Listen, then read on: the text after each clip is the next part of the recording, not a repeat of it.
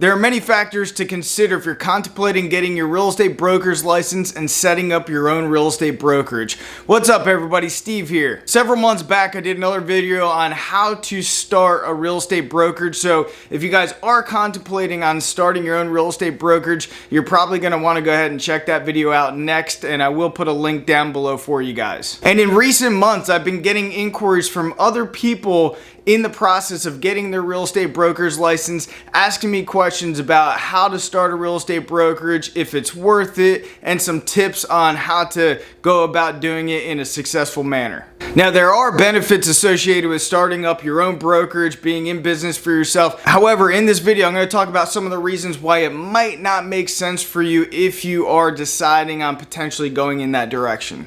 Now, here are some of the reasons why. The first one, and probably the most important, is liability. Look, if you're going to be a one-man band and maybe it's just you and a partner, or you and maybe two other people, and you guys are going to be doing all the real estate yourselves, then it might not be as bad because the liability falls on you and your actions, and you're kind of overseeing a small team of people. However, if your intention is to grow that organization and recruit real estate agents, you, the broker, and the brokerage are liable for every single realtor in your organization and every action that takes place on what they do on a daily basis in their business.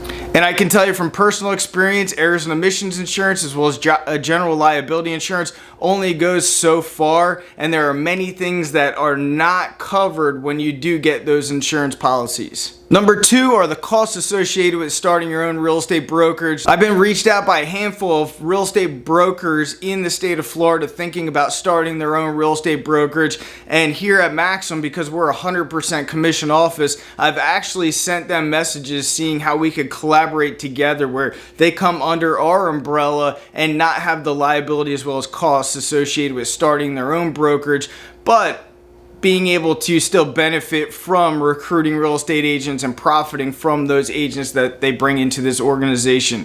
So it could be an opportunity for you guys to actually go under another umbrella without assuming all the costs and liabilities. So in your area, you might want to search around for other 100% real estate brokerages. And also, if you're starting a real estate brokerage and you're thinking about going into the brick and mortar, there's a lot of costs associated with it. You have electricity, you're going to have internet, you're going to have maybe water, sewer, you're going to have additional insurances because you guys are conducting business in the building, in the property. And the next thing is branding. A lot of times if you guys are aligned with another real estate brokerage, you will assume that goodwill of the branding of that entity. And if you're starting your own real estate brokerage, you guys are going to have to recreate that brand.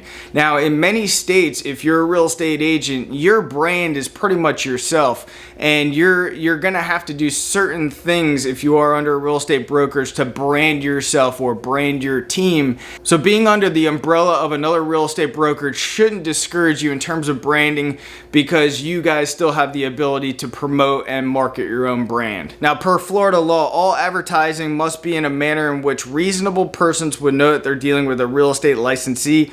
All real estate advertisements must include the license name of the brokerage firm, and now in the state of Florida, that can be very minimal. So if you guys have flyers and you have signs or commercials or whatever the case is, or even internet marketing, the name of the brokerage can be very small compared to your overall brand of you and your team. And certain states will actually allow you guys to create your own team name. And lastly, support and resources.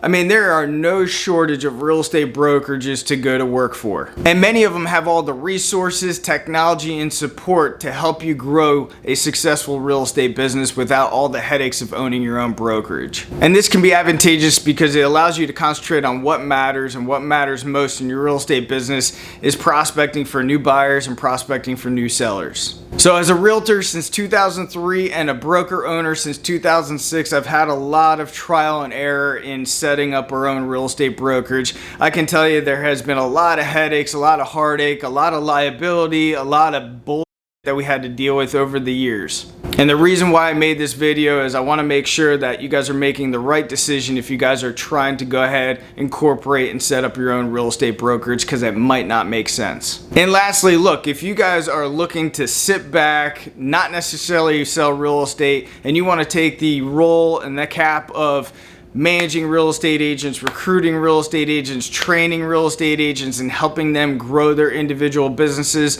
and profit off of every commission deal that they do, then I would highly suggest that you guys check out this next video on how to start a real estate brokerage. And if you guys got any value out of this, I appreciate a big thumbs up, and I'll see you guys on the next video. Thanks a lot.